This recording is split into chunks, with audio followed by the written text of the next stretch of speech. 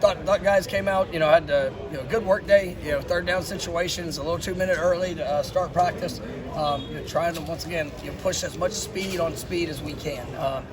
Really, I think that's something that's so important as you get to this time of year. Yes, I mean our guys, and we're going into our 8th game. I mean, there's some bumps, there's some bruises, there's things that you got to deal with, but it's still about progression. It's still about growth. We talk about the work that's necessary, and that's what we're trying to continue to pour into. But there's some things we're gonna have to clean up. Just it still comes down to the communication, the little things, the fundamentals, and those things that have to build throughout the year. Obviously, as we talked about, earlier in the week. I mean, this is a unique scheme that we're going to face defensively, and with what they do offensively. It's as multiple as what we've seen. You got to play with your eyes. You got to play, and be confident in your fundamentals of what you're getting, and then you got to go out there and play fast and the best of your ability. But I thought our guys had a good day overall, but still some areas that we got to continue to improve. How much does having experience on the roster, especially on defense, benefit you with a quick way that runs something? I mean, it helps. The guys that have seen it before, that can understand, and kind of tell the guys that maybe that haven't, what that could look like. But I mean, every year is going to be unique to itself, and maybe some of the things we're asking guys to do, some of the things will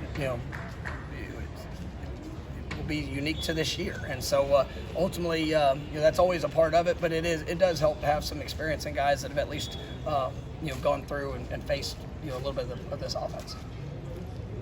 With the short that Marcus didn't have, I think he may have missed a block in the 4th and 1 on the next drive.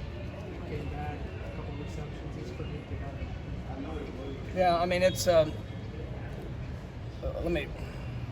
was kind of a statement on at the beginning of it, but there's a couple things on that play that should have been better, and it wasn't just all on him. So, but he's somebody that.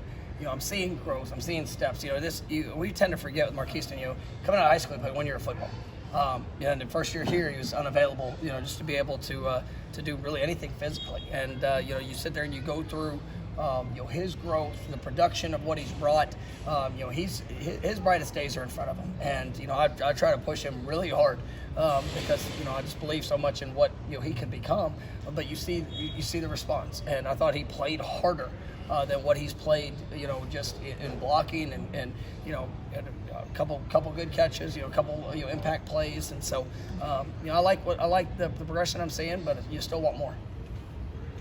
Coach Atkins talked about trying to run in the being able to run in obvious running situations. How are you guys? Do you feel like you guys are getting closer to being able to do that, or what? Yeah, I mean, it's absolutely. You want to be as efficient and productive in all situations. When somebody knows you're going to run, let's go finish it. And whether it's at the end of a game or whether it's at some point throughout the game, we've got to be able to have that as a mentality.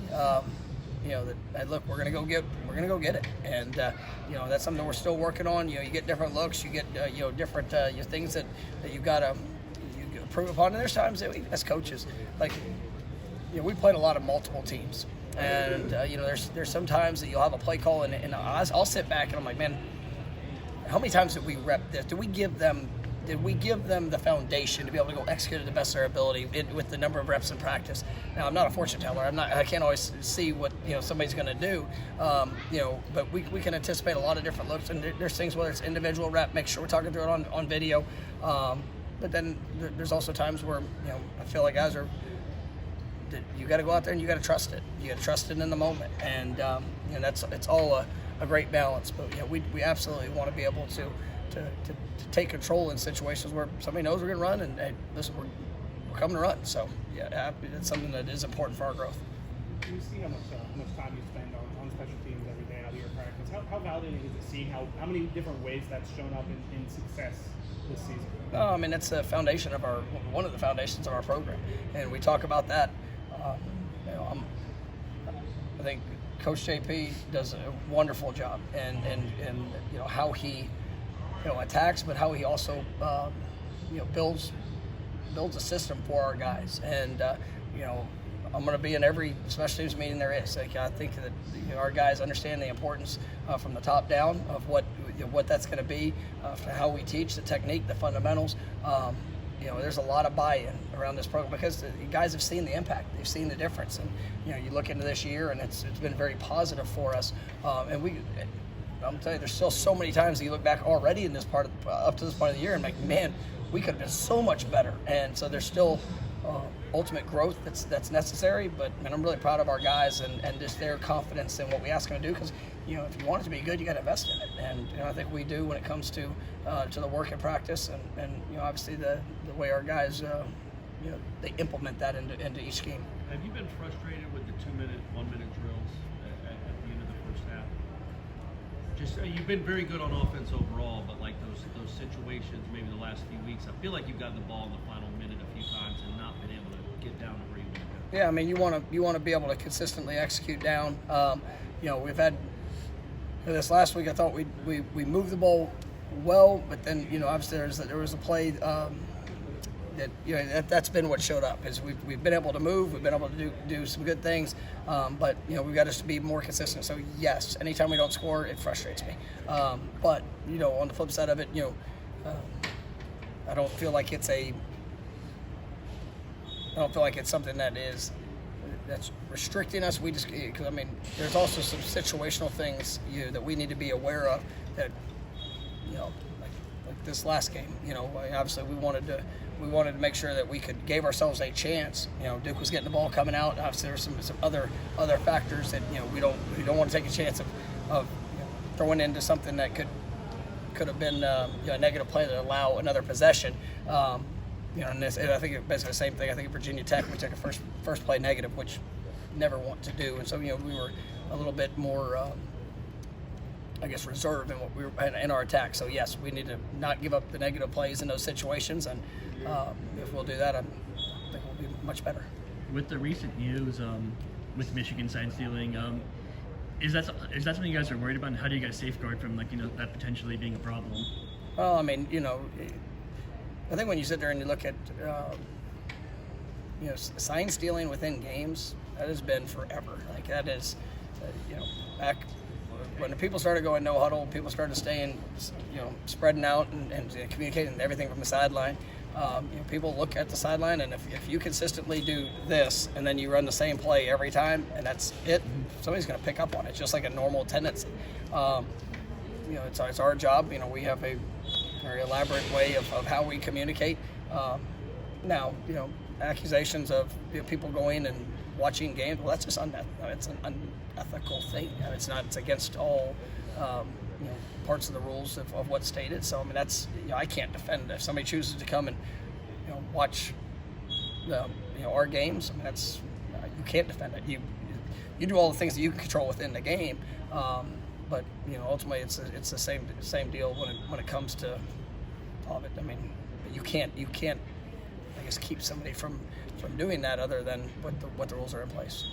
With more like, so you're not allowed, if you go out of bounds at all, you're not allowed to come back in and establish and catch. No, if you step out on your own terms, then you cannot be the first to catch the ball.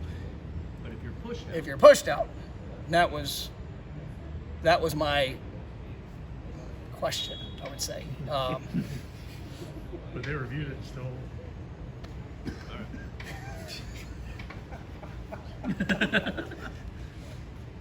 You'll see that. It was like I don't know. Then the kid just said. So you don't teach him to just run straight No, out of bounds? that would be a really good play. Go run out of bounds, let everybody leave, and then you just jump back in. Yeah. No, we don't teach them that. We're good. You talk about maybe putting headsets into the helmets like they do in the NFL for the quarterbacks. But wouldn't that mean you have to huddle since the whole team looks over to the sideline to get the play from you guys instead of just giving it to one person? Absolutely, and that's where people talk about the player to the coach to player communication. I don't think it's still not going to fix. When people say, "Well, or somebody is stealing signals," well, if that's what you're going to live in, then everybody's going to have to huddle. It's still your choice of what you want to do. If you want to play at tempo, if you want to play fast, because back in the day when I was in Little League football, they just grabbed one player, told him to play, and he ran out and told everybody else. There was no signal stealing there, but that was the process of what was necessary. Now people realize you can go fast, you can communicate quicker, so it's always that's always going to be a part of it. When it comes to my concerns and the things that I don't necessarily don't necessarily like. I think if we get to a point of having coach to player communication, I think there needs to be real restrictions on just the amount of time. I mean, the NFL, you have 32 teams. Everybody's got their certain setup. It's a closed, secure system, and it cuts off at a certain amount of time. I don't want to lose the integrity of the game of having to coach, having to teach, having to develop. I mean, having to help somebody. I mean, if I sit there and I'm on the sideline and I see something, I say, hey, this is what's coming, or hey, this is that. Like that, I like that part of my job. I mean, and that's what people get a chance to go do. So I think if technology is great, and I'm all about if that's what the people decide to do, and if you want to huddle, nobody will ever steal your signals. But on the flip side of it, like I just want to make sure that that's where we go, that there's enough restrictions to where coaching, application, growth within people, that we're not playing video games with kids that are out there, or with young men that are out there going through it, telling them everything that they need to do or what it is, because that's the best. One of the best parts of my job is seeing the growth and development of somebody playing with confidence based off what they see from how they practiced and applying the right fundamentals. So that's my answer to that.